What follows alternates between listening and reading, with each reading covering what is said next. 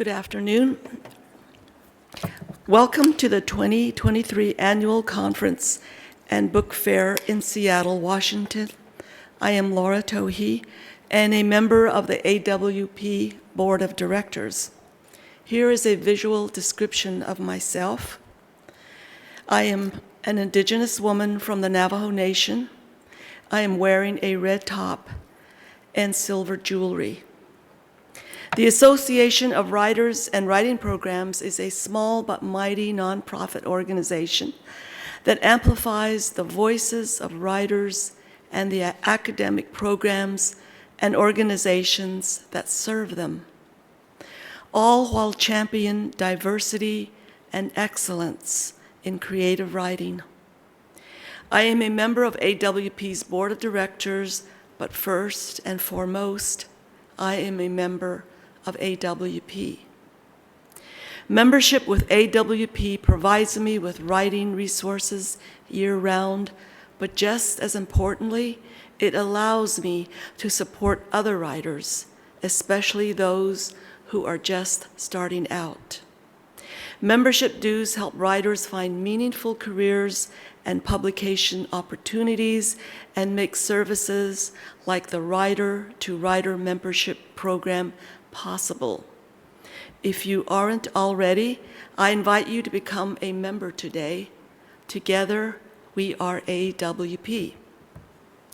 Now, the Youth Poet Laureate program is canceled, so we will not have that today, unfortunately.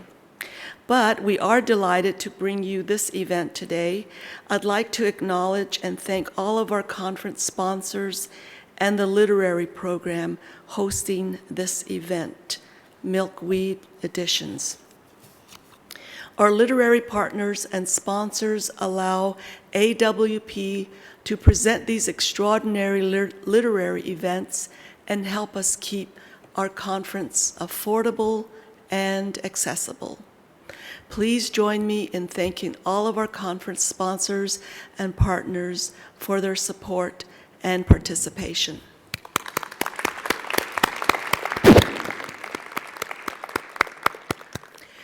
Now, before we start, I do need to do some brief housekeeping. Please silence your cell phones if you haven't already done so. Remember, there is no flash photography allowed during the presentations. And please respect seats marked as reserved for attendees with accessibility needs. And then please give the authors about 10 minutes after the presentation to get to the book signing table before approaching them to have your book signed. And that table will be just outside the door. So afterwards, if you would like to just go there and have your book signed, that would be great.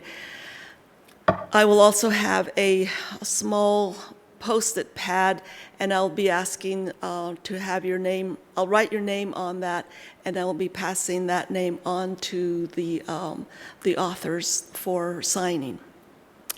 And then lastly, we ask that you please be aware of your fellow attendees who may have disabilities and help AWP be more accessible. Specifically, if you see a barrier to accessibility, let us know by calling or texting our accountability hotline at 240-269-6635. Please also be aware of those with invisible disabilities and do not question anyone's use of an accommodation.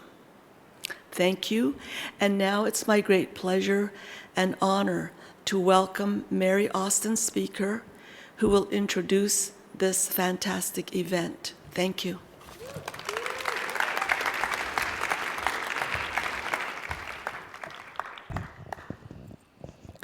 Thank you, Laura. And thank you to AWP for having us here today and all of you for coming. Good afternoon. And welcome. My name is Mary Austin Speaker. I am a tallish white woman with long dark hair wearing a black jacket and a floral blouse. And I am the creative director at Milkweed Editions. We are an independent literary press based in Minneapolis, Minnesota, which is located in Bede Ota Otunwe within Minnesota Makoche, the traditional homeland of the Dakota people. Minnesota Makoche has become a refuge and home for many Indigenous nations and people, including 7 Ojibwe nations. We are the proud publisher of a robust list of authors who enliven our community with their transformative work, including Robin Wall Kimmerer, our 24th Poet Laureate of the United States, Ada Limon, Amy Nezekuma Tuttle, Victoria Chang, Sue Huang, Richard Ragames, Jake Skeets, Diane Wilson, Drew Lanham, and many others. Of course, we are also the proud publishers of the authors sitting with us today, Debra Magpie Earling, No'u Revilla, and Sasha LaPointe. I admire these 3 authors tremendously, and I'm so pleased that all of you could join us today to hear them speak about their work. First, I will introduce each author, and we will engage in a roundtable conversation about the book as art object, lineage, and the natural world, among other things. And I want to just add that we asked the authors for some questions, so if you hear some particularly wonderful questions, they probably came from them. During our conversations, I invite each of you, Debra and Sasha and No'u, to read poems or short sections from your books as you feel drawn to do so. After our conversation, Debra, Sasha, and No'u will sign books, and because there is no audience Q&A during this event, you are welcome to spend time with them during the book signing to ask them questions and share your stories with them. And now I'm honored to introduce these extraordinary writers. Debra Magpie Earling is the author of Perma and The Lost Journals of Sacajawea. She has received both a National Endowment for the Arts Fellowship and a Guggenheim Fellowship. She retired from the University of Montana, where she was named Professor Emeritus in 2021. She is Bitterroot Salish. No'u Revilla is the author of Ask the Brindled. She is an Oiwi Native Hawaiian queer poet and educator.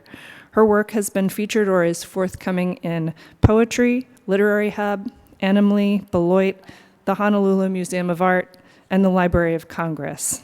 Born and raised in Wai'ihu on the island of Maui, she currently lives and loves in the Valley of Palalo on the island of Oahu.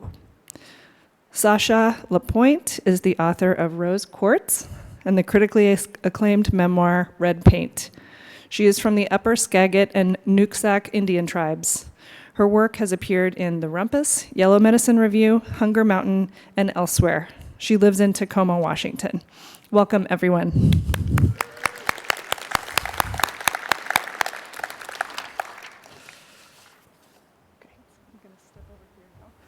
Can you all still hear me? Yes? Okay. I want to begin by sharing a few lines from an essay that a friend passed to me from High Country News by a writer named Nick Martin, who published this piece after attending the James Welch Native Literary Festival in Missoula, the first Native Literary Festival organized by Native writers themselves. The problem, he writes, is that most non-Indians would rather plop us into a category than sustain a conversation with our art, or a side room, as we were talking about before. This is not the side room. This is the main room. We're very excited about that. So today I would like to work against that expectation and engage in a conversation about art. And I want to begin with what nourishes you and your art. So what nourishment sustains your art making, and more specifically, what did you turn to for creative nourishment when writing your books? No'u, I'm going to begin with you. And I would love for you to talk about Aina, land, water, sky, and how that has informed your work. Mahalo, Mary. Can everyone hear? Whoa. Aloha kako. It is a deep pleasure to be here. Piha ku'una'au meka oli oli. I wouldn't be here without my Aina. In my language, Olelo Hawaii, Aina denotes land and water, sky, but it's that which feeds. And so I think all of us kind of go to Aina, go to land, because Aina is ancestor. And where would we be without our kupuna, who have cultivated excellence for centuries? So we have a collection of Olelo No'eo, put together by Mary Kaveno Pukui. And in Hawaiian, olelo no eau are proverbs, sayings. And I remember when I went to New York for college, that collection really kept me rooted, even though my body couldn't be on my aina.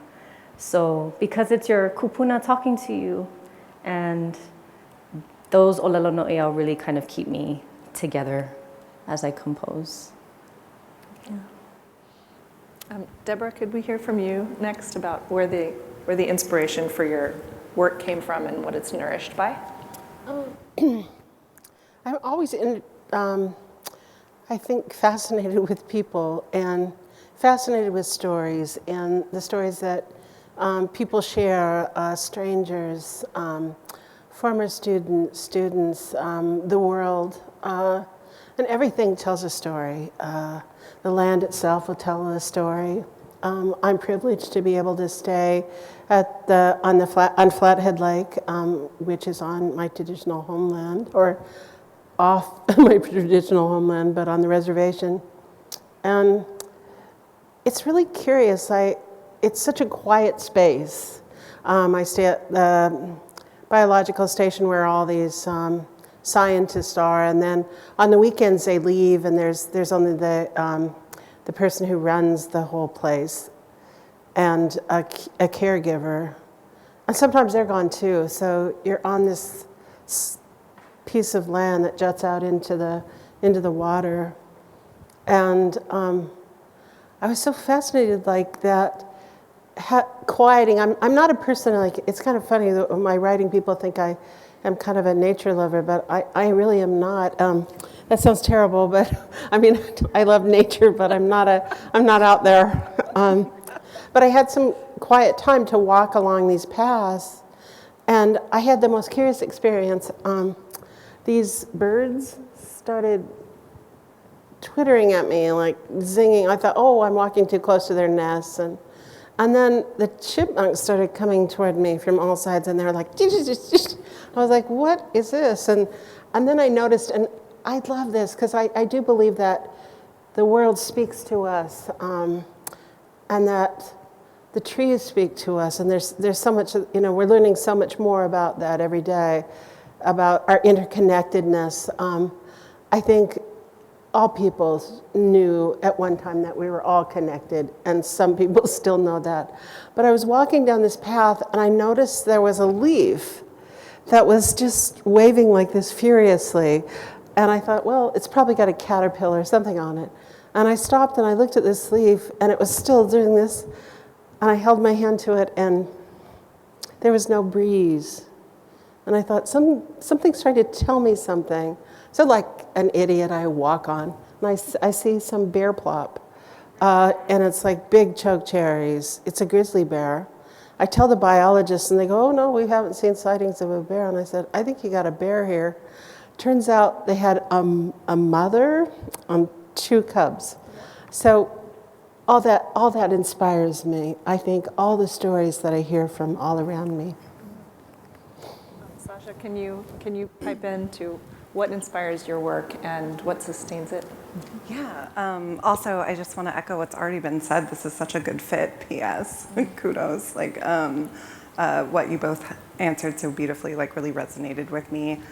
And for me, especially through writing the poems in Rose Quartz and writing the memoir Red Paint, what sustained me absolutely was I would take these long walks, like out behind my house in Tacoma. I'm lucky enough to live near Swan Creek, and I didn't know anything about that park when I first moved there.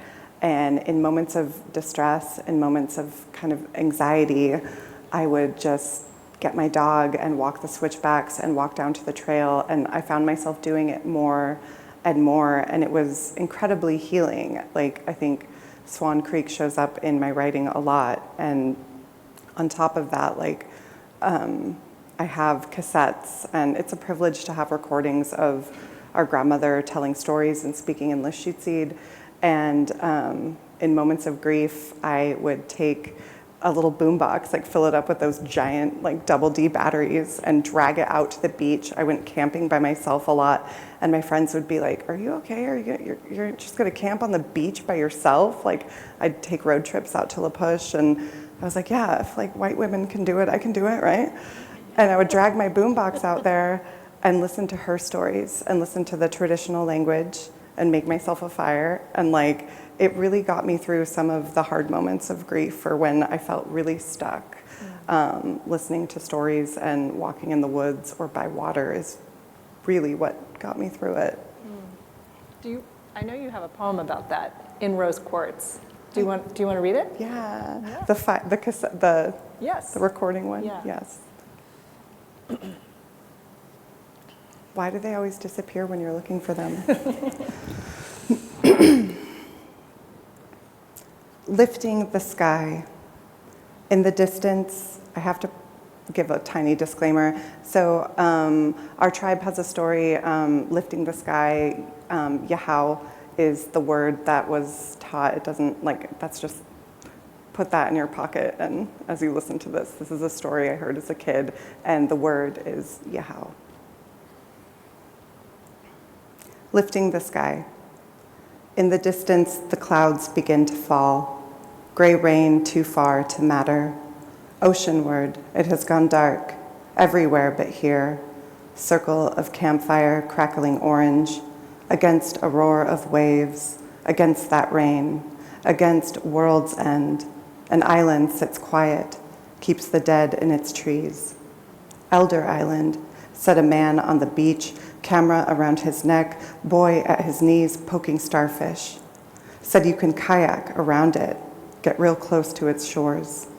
I turn away, pull up the hood of my sweatshirt, cover my face. Now the sky is black. The waves only exist because we can hear them beyond the driftwood. My grandmother tells how the people worked together, and I know the story, could recite it from memory, but I like the sounds of Lashutzid, of English. I do not interrupt. I do not stop her. I do not say, "Grandmother, I've heard this one. I know how it ends." I finish the last bit of whiskey from the metal mug, drop it to the sand, and I hear the click of cassette tape. The two speakers that carry her voice go to static. As I rewind and press play one more time, and though it's quiet, they're always out there with that big pull saying, "All together now," as they get the sky up where it belongs and lift the world out of darkness again. Thank you.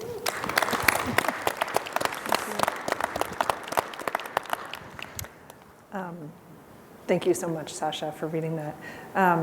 Debra, can you tell us about what you turned to or how the story came to you during the process of composing the Lost Journals of Sacajawea? I know that's a big question. I posed this question, but years ago, the premier scholar of the Nez Perce, Alvin Josephi, asked me to write an essay about Lewis and Clark. And if you're from the West, you see Lewis and Clark everywhere. I kind of thought of Sacajawea as a traitor, and it was like the whole thing I wasn't interested in. I'm sick of the signs, like these signs pointing everywhere. So I said, I said I'd write it, and so I wrote a long essay. And then I was asked again during the bicentennial of Lewis and Clark if I would, from the Missoula Museum of Art, if I would write. These indigenous artists had a response in their art to Lewis and Clark, and apparently the person who was supposed to write about their art pulled out, and so they needed somebody, and they said, "Would you write about Lewis?" So it was like, I don't want to write about Lewis and Clark, and I'm sorry, I don't know anything about art. I'll sound really stupid. And so they go, "We don't care, just please, whatever you want to write." And one of the things that happened to me was just I became haunted by this story. I sat down in a coffee shop in Spokane, and I wrote this whole thing unchanged, and I later worked with the master printer Peter Koch out of Berkeley, and he said, he looked it over and he asked me for a few more things, and he said, would you add just a few more things about the buffalo? And every time I went to write, I would have these experiences. I didn't, I feel like some things are really a gift. And sometimes I was talking to Morgan LaRocca about how heavy a gift can be, actually. You have to carry it even if you want to get rid of it. And I certainly wasn't a person who was ever going to write about Sacajawea and Lewis and Clark, but this voice. And I feel reluctant to tell this, but I'm going to say this.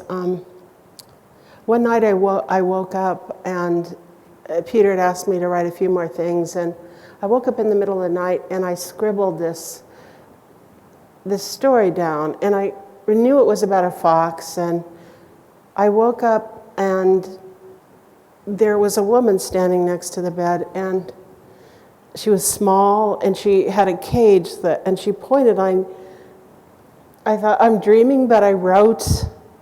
And then my mother called me the next morning. My mother woke me and she said, do you know that the Smithsonian has released the sacred fox of the Blackfeet, and they've repatriated it back to the Blackfeet? Isn't that amazing?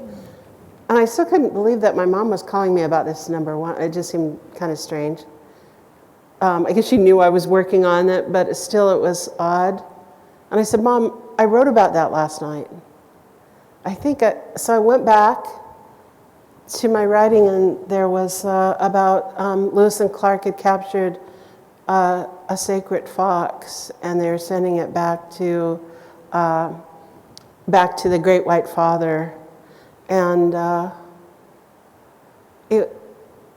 it still haunts me. It's one of the things where I had I don't know, certain kinds of voices in my head, I guess, that spoke to me about that. So I think I don't know whether it's inspiration. I wouldn't call it inspiration. I would call it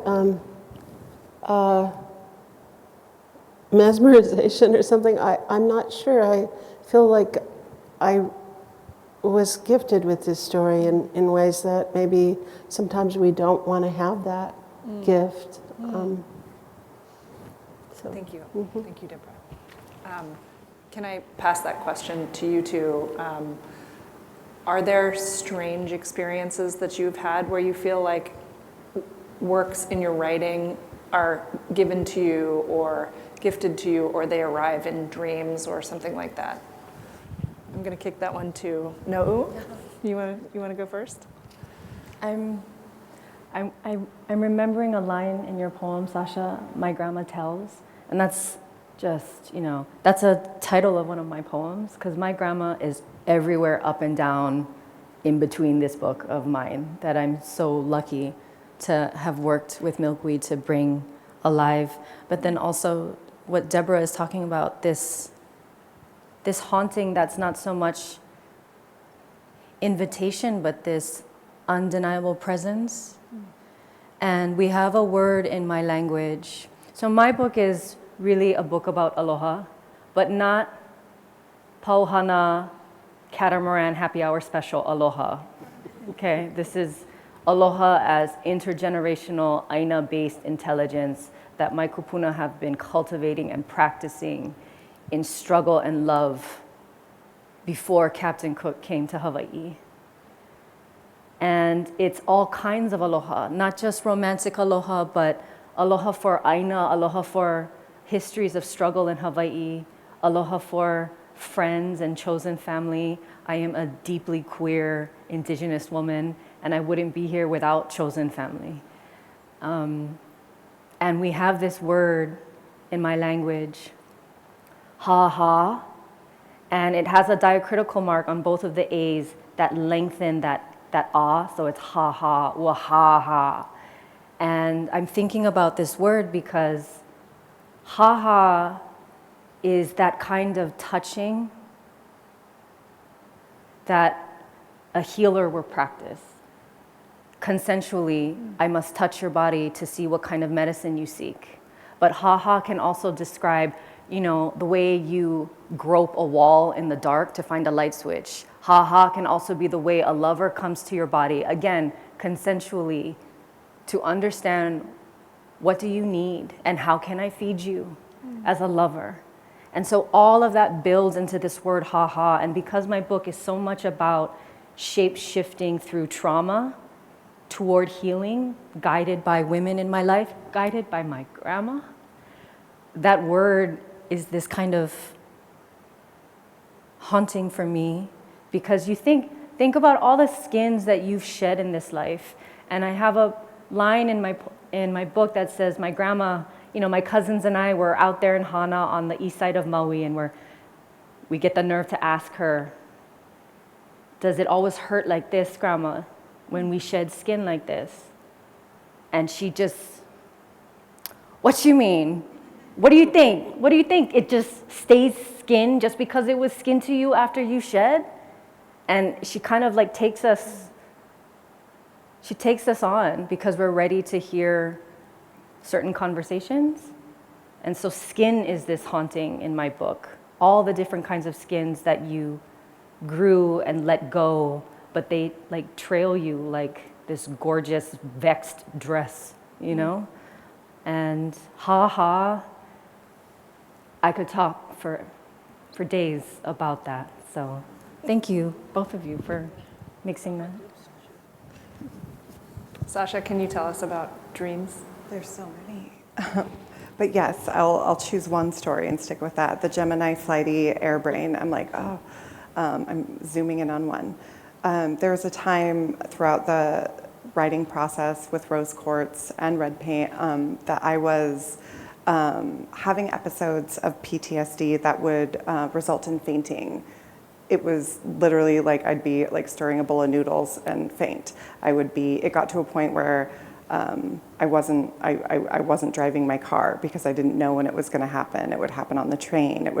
I wore a heart monitor for 30 days. I went to all of these things, and they're like, well, we know that you have asthma. We know that you have anxiety, but we cannot figure out this fainting thing. Like, nothing is wrong with you. They like hooked me up to EKGs. Like, it was like a year of my life of like trying to figure this out and get to the bottom of it.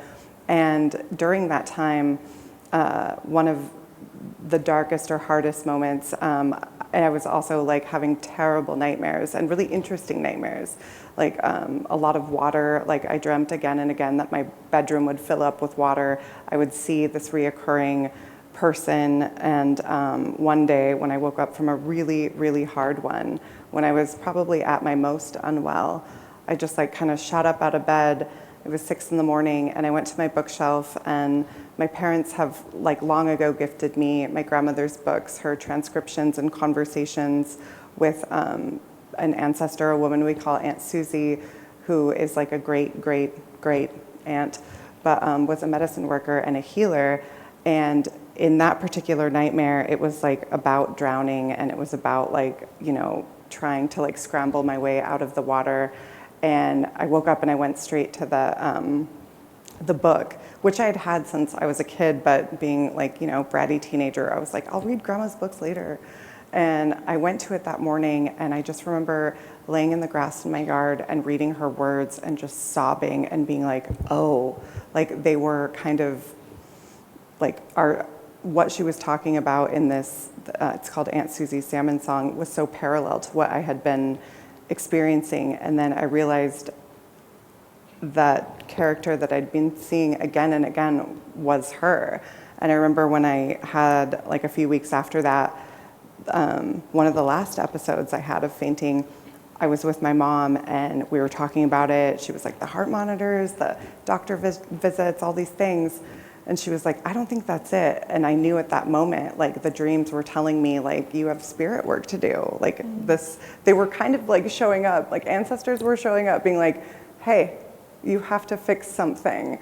And that was absolutely happening throughout the process of this book. And as soon as I kind of quieted myself and listened, I was like, oh, I don't need heart monitors. I don't need to go to another doctor's appointment. I have to do some very, very deep work for my heart specifically, hence Rose Quartz.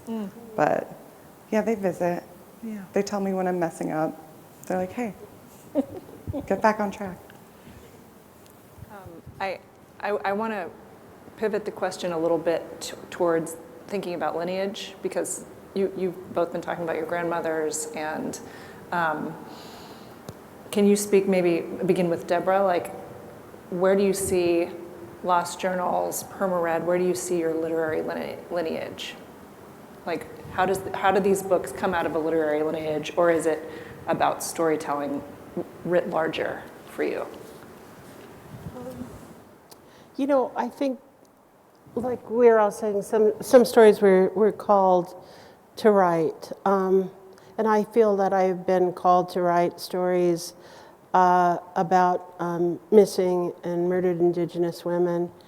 And there's a woman who appears in Perma Red who, Himaka's three dresses, she's murdered. And then I've had people say, well, what happened to her? Who killed her? And I say, I really don't know. This is, something that happens on the reservation.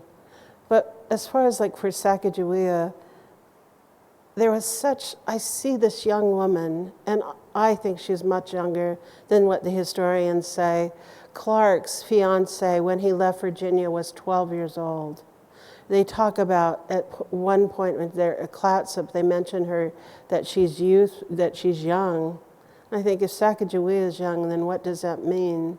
She's a woman at the edge of the onslaught of civilization, the onslaught of colonialism, the onslaught of violence, and actually occupation and terrorism, and kind of an economic, she's subjected to like economic atrocities. She was either, I hear again and again, she was a wife of Charbonneau. She was, but there's no record of her marrying Charbonneau. The stories that are told, and these men who write Lewis and Clark, Sergeant Gass, Ordway, these men are military men. They're not real creative. Like they don't invent stuff, and they're saying things about Sacajawea that are curious, and so I kind of lost my train of thought there, but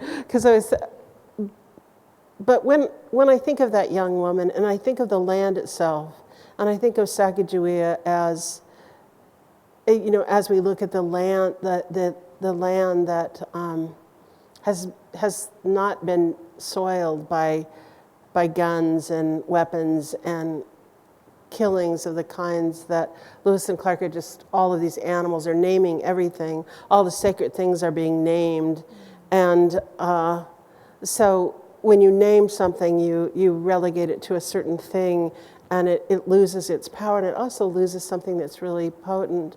So, but they do not name Sacajawea, like her name. When I use the word Sacajawea, I use that from my childhood memory of Sacajawea. And I looked for her between the lines of that story and the violence that rises up against the women that is just, has been ignored for so long. So I think that's what I'm called to address. I have to sift through here just a second for a question that I wanted to ask No'u about how your poems kind of trouble the idea of lineage or participate in it. Yeah, like what things do you feel like you're carrying forward, and what things do you feel like you're kind of offering some complexity where you felt you needed to?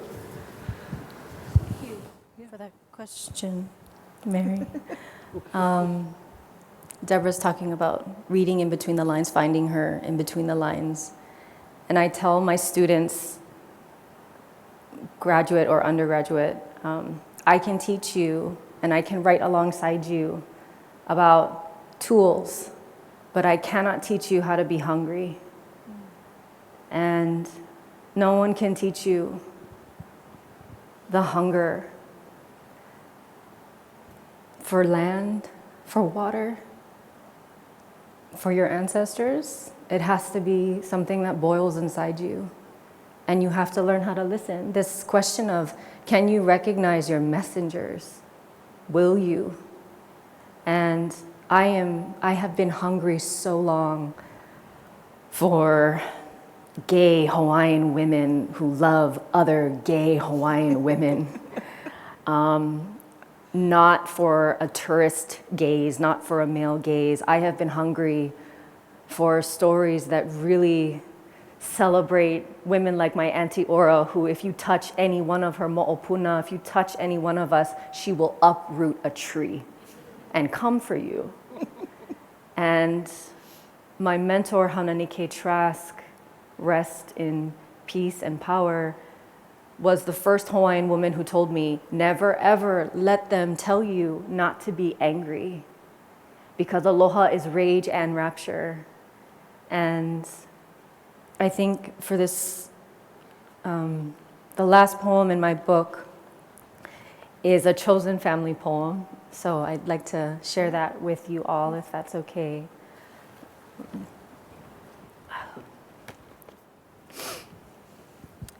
Shapeshifters, banned, censored, or otherwise shit-listed, AKA chosen family poem. And in this poem, I refer to ma'i, and ma'i denotes biological lineage, but it also denotes genitals, because my people are unapologetically and proud of our sexuality, and it's a kind of knowledge, a kind of way of being in your body. So ma'i is that. The one whose ma'i was stolen as she slept, the one who sold everything to live as bite marks, the one named mai e'ai, the one raising his scalp like a foil from a pan of meat. You know how many pigs I've killed, he asks.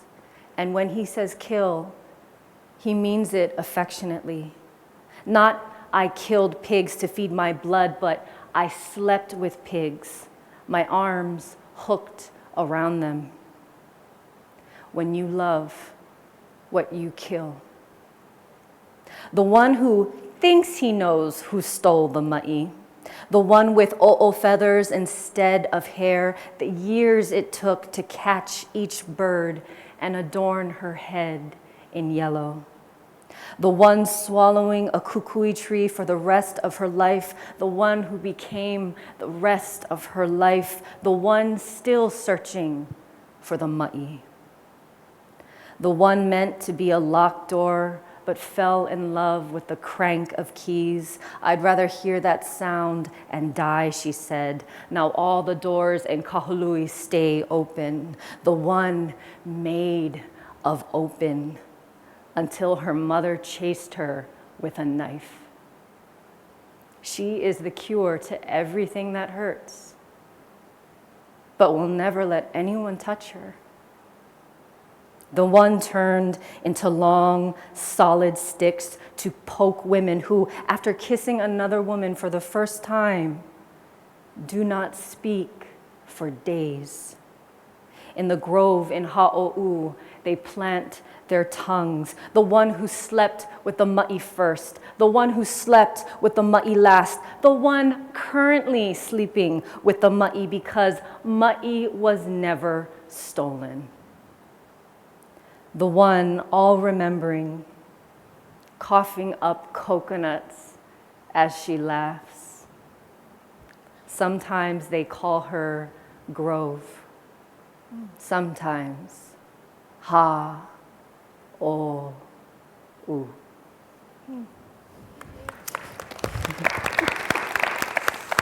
Mahalo. Thank you so much for that. No. Sasha, can you speak to the kind of braiding of rage and rapture that's going on with your poems in Rose Quartz and how that has something to do with lineage? I think these are tied together. Yeah, I'm just still sitting with that. I'm like, wow, that's whoa. Rage and rapture weaving in Rose Quartz. I think that there's a lot of anger and fight in Rose Quartz, and when I was kind of moving through this diagnosis of PTSD and unpacking generational historical trauma and experienced trauma, like a Russian nesting doll that kept coming and coming, I had a lot of anger, and I had a lot of rage and confusion and fight, and wanted quick fixes. But I think that in sort of quieting myself and going back to those books and back to those transcriptions and those stories, there's also a lot of love in it. And I mean, Rose Quartz inherently is like for the heart, right? And people are like, oh, like romantic love. And I was like, no, Rose Quartz is not a romantic book. It's about self-love. And I think that I was really fighting, I think when, that how it's going, how it ended up or whatever, how it started was like the fight. And then what I came through on the other side was like, oh, I was fighting for this thing. And what it really was like, to love myself. And I think that that's on every page in this book. I mean, I hope, but I don't know if I answered your question. Now I'm rambling. I'm hoping that I can kind of like tag it onto the next thing that I want to discuss with you all, which is cover design. And I worked with all three of you on your cover designs. And we worked together with this amazing illustrator, Fumi Nakamura, to make this illustration for Sasha's book. And it is it's essentially a little ceremony that we put together. So if you could you maybe talk about like why the things that we chose are on the cover and what that was like to like commission an illustration and all of that? Absolutely. I am so happy with this cover. It's so stunning. What a gorgeous artist. But I started with this little very like crappy collaged zine when I was on tour with a band. I like sold it for $2 at the merch table, but visually, or I also just traded it for records and shirts, let's be honest. But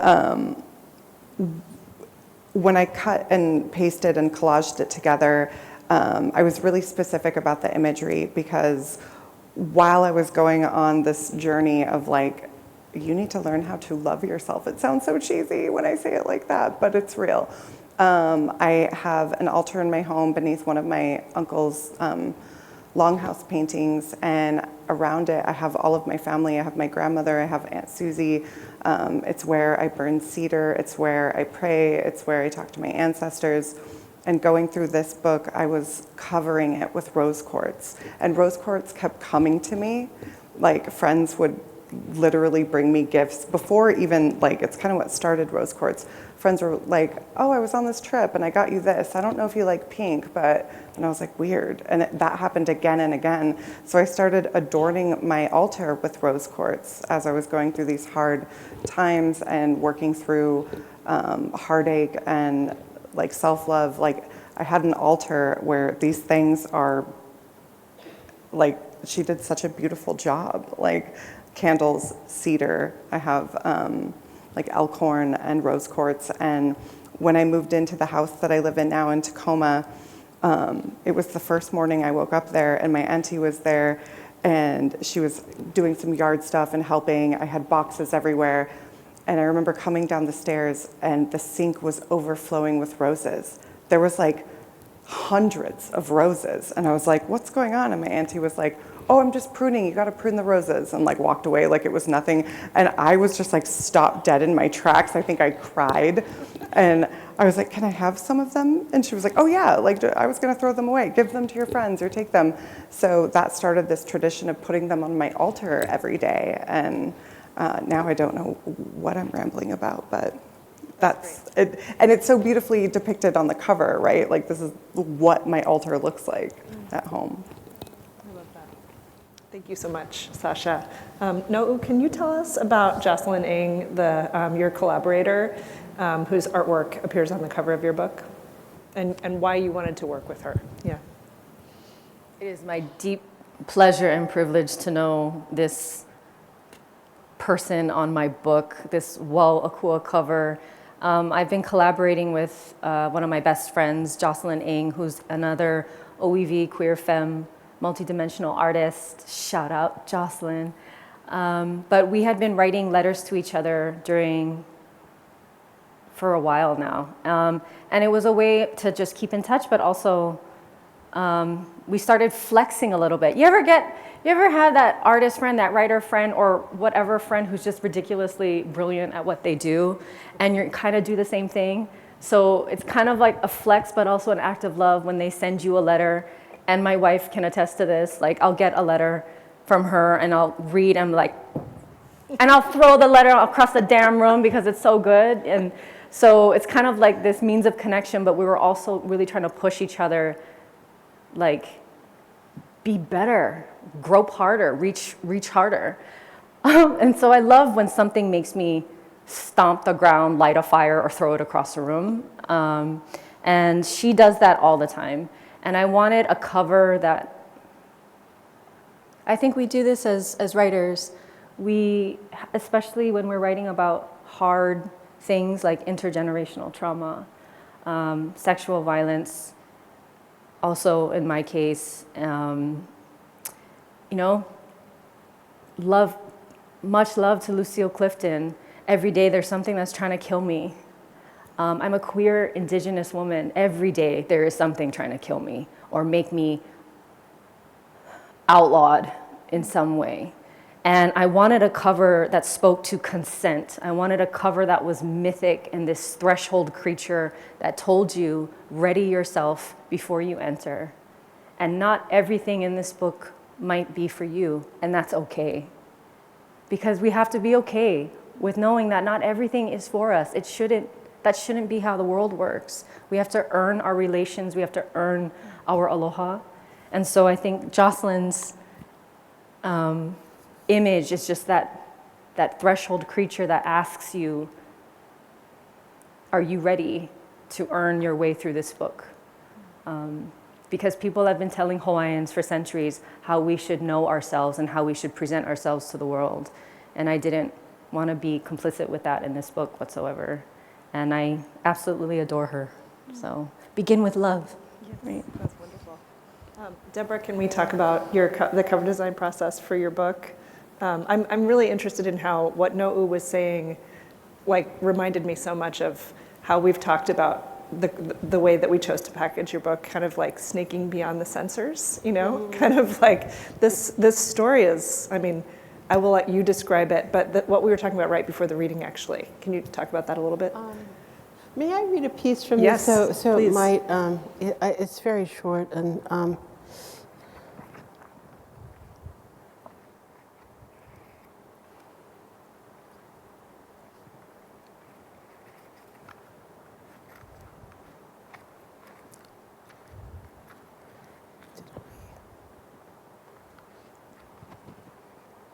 I thought I had it all together here. Days of women ache and throb. Now he must sleep in the skin hut with Clark and Lewis and Charbonneau. It is difficult to call him Charbonneau. He is only Stink to me now. At night, Stink climbs on top of me and huffs, his cock in me like a deer bone. Rock rattles. Here, hurt and hurt, his mouth like scat. I tighten my cunt to make him spill. He is loud in his grunt huff. He wants whole camp to hear him, to hear his fornication, to hear he is with woman. They catch what Stink offers like disease, like quiet pox. Men wake and listen. I hear the throb of their cocks. I hear their fast breath calls to each other. I moan sometimes to get out of my gut, out of my skin, out from under Stink. Mistake. Men think I enjoy myself. Clark is so quiet, the roots of his hair catch fire.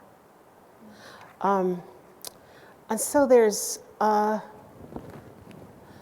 so much that's troubling about Sacajawea, and just recently, just over and over again, the mythos of Lewis and Clark throughout the West, and throughout the nation, really, and that idea that there was a wholesome journey, that they had, good things happening, that, there was all this discovery and all of these wonders, and at the same time there was a woman with them who was gambled or sold to Charbonneau. And I hear over and over again that she is referred in all these history books, and it makes me think, can we just make up history? Can we just say something? Because she was gambled to Charbonneau, and she was very, very young. And who like from all descriptions, who would want to be with Charbonneau? And so they continue to say she was his wife, because that makes it wholesome, right? But she was actually an enslaved woman. Like everything that I read, she was an enslaved woman, and she had to be with him. So there was the men in the Corps, and there's from some accounts that I've read, Charbonneau was trying to sell her to the men of the Corps. So here, there's 2 enslaved people, York and Sacajawea. So when I got this cover, and I went back and forth with Mary, because I look at this cover and I thought, I think it's kind of one of those, it's going to be a gotcha book. Because I see some people like looking at this, and because it reminds me of my old time when I was a kid, like, doesn't it look like a camp book, like something you'd pick up? It's got a really nice bear it's got the sweetest bear eye. It looks really fun. Looks like a nice bear. People pet this when they see this cover. They're like, I love your cover. But at the very bottom, if you look, there's something very Georgia O'Keeffe-ian about it. There is, without a doubt, women's genitalia, that has being ripped by the bear. The bear is standing in front of that, kind of protecting, but also devouring. So it's a really mixed and powerful image. And at first I was kind of like, I kind of had this image that some mom's going to go in there and go, hey, this looks like a good book for my son, and then and then it has a whole long list of what these men called women, slaughter words for women. So, and it was lovely to talk to Mary and go through this. And I was really reluctant about this image, and yet at the same time I thought, I'm not going to be reluctant. Like they keep saying undaunted courage, undaunted courage was, how Lewis and Clark's journey was cast, and especially by Ambrose. He had a whole book that was, a national bestseller. And he has this place in the book. He has this really nice passage that look at these men. They're traveling with this woman, and yet, they didn't touch her. And I was like, where do you pull that out of? Like, where does that come from? Where every camp they go to, they are sleeping with women, they are raping women. Their husbands are giving them to Lewis and Clark to transfer power. That was the idea, that women's vaginas were so powerful that they didn't think the women's vaginas were powerful. They thought the men to men were powerful, and the vagina was merely the vehicle to transfer power from the old to the young men, or from York to, such a powerful, beautiful specimen of a man. Everybody wanted York. People were sick to sleep with York. They, wanted York to be with their wives, so that power that he held could transfer through a woman's vagina. And this is not something I'm making up. So really in the sacred ceremonies that were defiled by traders coming in to gawk and stare and make fun of and poke. These women were not, I don't want to fornicate in front of these men, these white men who were sniggering, and literally it was really a peep show for them, this sacred ceremony. So when I had this cover, it's kind of got that, it's got this really, really welcoming cover. unless you look a little bit more closely and discern what's happening on the cover. But I'm grateful to you. I'm grateful to you, Mary, for coming up with this design. I think it has a dark cast to it. I think it has that kind of resonance, and hopefully it will call to people to pick it up and say, there's something going on here that I want to know about. And thank you. I'm so grateful to you. Yeah. Thank you. And thank you for being game to have that on your book, because I really love the kind of double entendre of so much of it. So we have about 10 minutes, 15 minutes left, and I would love to hear about what is bringing you joy right now. And that can be in a literary sense or something completely outside of writing. So, Can I start? yes? Okay. Yes. My thing about joy is like, number one, my husband coming with me to this conference when he worked so hard. I think a lot of people come to AWP and they're, it's kind of hard for some people, but my husband, he always brings me joy. But I have a dear friend that I went to graduate school who's in this audience, and Carrie is one of those people who has just brought me so much joy in my life. She has she's kind of spooky, eerie in some ways. She has never aged since we were in graduate school. She looks the same. It's 30 years ago, and no kidding, she hasn't had any stuff. She just looks like that 27-year-old that I was in graduate school with. Anyway, whenever I'm with her, we laugh so hard. She's got this infectious, bubbly, like giddy kind of like, I've got to tell you something. And it just makes me so happy that I have laughed so hard in her company. I've like wet my pants, just because of that, I don't know what some people bring, that kind of, like giddiness to you. Mm-hmm. And so I'm grateful for that. And all my friends who are here, all my former students, and I'm just, you bring me so much joy. You bring me so much inspiration. So thank you. Noah, do you want to You're speak so to that? exuberant. I love it. Oh my goodness. I mean, being in this conversation, right? I feel like we get to enter a lineage of people wrapping themselves around questions that really matter, and entering that way of wrapping the body around a question, sitting with your ghosts, sitting with your dead, recognizing your messengers. So this is giving me incredible pleasure. My wife, of course, makes me so happy. She's not a writer whatsoever. She's been here all weekend. But in terms of another joy, I got to see my cousin in Tacoma, and we haven't seen her in a while. And I think when you're able to, we write these things, we are so proud of these things, and we get to share them with people we admire. But what happens when we remember touching someone, that there I go again, touching someone who has shaped so much of your story, that's part of what we do. And so being able to see her and hear her voice and hug her and be in her presence was really beautiful. So, yeah. I think that it's hard to pick just one thing, but I think as much as I've been moving through, this is my first ever AWP, PS, literally my first rodeo.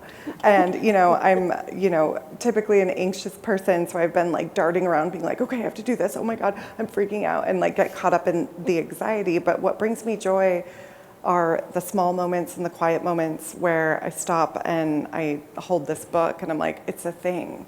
It's not a little stapled together zine. It's a thing that I got to like read aloud for the book launch. And my parents came. My parents, sometimes have a hard time at my readings. They're like, we're gonna sit this one out. And I'm like, solid, take care of you. They're like, sometimes it's hard to hear our daughter read these things. And they were both there, and that brought me joy. And like, moving through this space, being on this panel, this is like this fierce femme energy. Like I've just been sitting here like recharging like a crystal under the moon. Like, yes, and it's like my last event. So teagweed seed to you all. This has been so beautiful. But yeah, the moments of joy are sneaky. It's when I stop and quiet the like trauma response brain of like, I'm so panicked, strangers. And then I'm like, wait a minute, this is awesome. This is good. This is a good thing. And this is one of those moments for me. So thank you. I love that. Yes. So we do actually have time for one more question, even though I said that was the last one. And I want to turn to a question that Sasha suggested, which is, what does storytelling mean to you? Because I really, really love that question. And I would love to hear Debra respond to it first. Oh, that's a... Storytelling to me is every connection that you make with someone, and it's the way in which people will they'll connect with you sometimes without telling you, without verbalizing their stories. But it's so deeply innate with us to connect with one another. And I am so honored to be on this panel with both of these wonderful women. But Sacajawea, Sasha LaPointe. Here's how the stories come back, and it reminds me your great grandma, Sacajawea.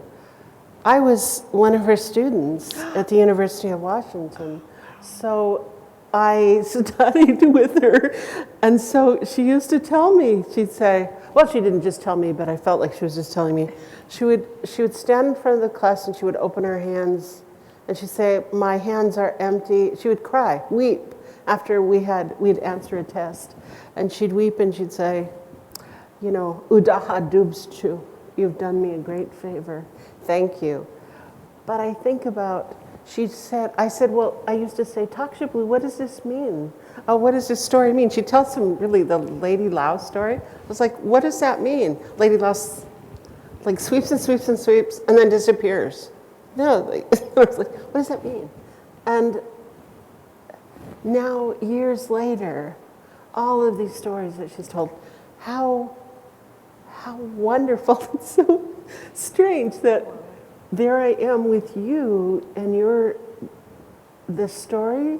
It's like Vi Hilbert has come back to me and said, remember when I told you the answer would come to you? It's a long life. You live, it'll change, a story will change over the course of your life. And that story has changed for me. And here you are, Sacajawea. Thank you. Udaha dubs chu.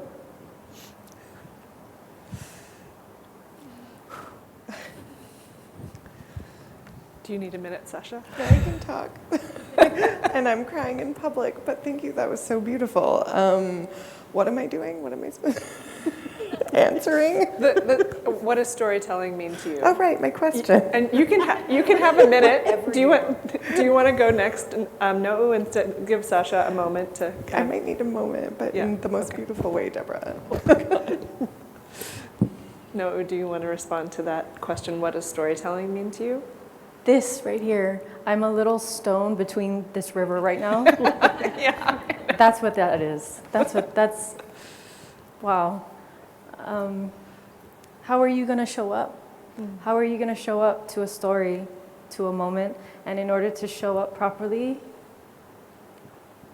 you have to know how to sit like a stone sometimes in a river between them, you know.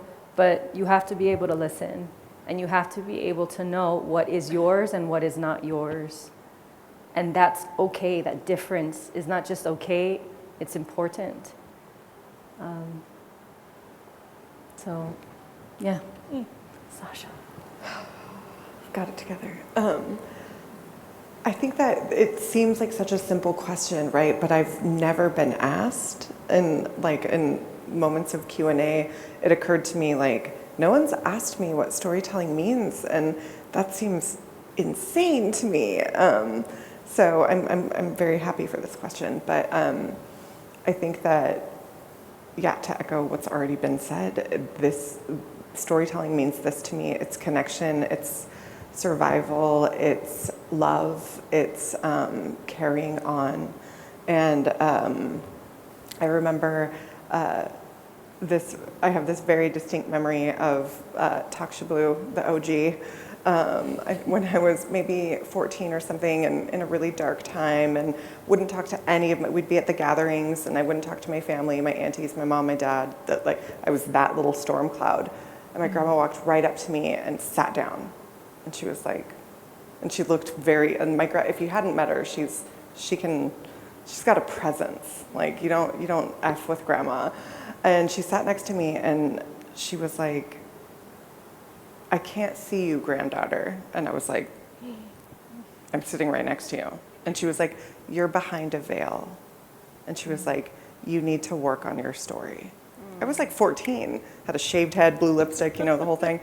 And that has stayed with me throughout my entire life. And I'm so thankful for her telling me that, because it was her guidance. And like, she'd say, you're my namesake, you have to do good things. But I think in other ways, it was out of love and strength that she was like, storytelling is what is going to get you through this. And it's hard shoes to fill, and I'm not the kind of storyteller she was, but I think that she always knew that I wouldn't be, and that I would be my own kind of storyteller through poetry and weird lyric essay stuff and punk music, all these things. But I'm so grateful for that storytelling being what sort of, and it's not unique to me. I think it keeps so many of us going. To me, like storytelling is life, love, and survival. That seems like a really great note to end on. So thank you so much, Sasha. Thank you, No'u. Thank you, Debra. It has been a true honor. Thank you to AWP, and thank you to everyone for coming.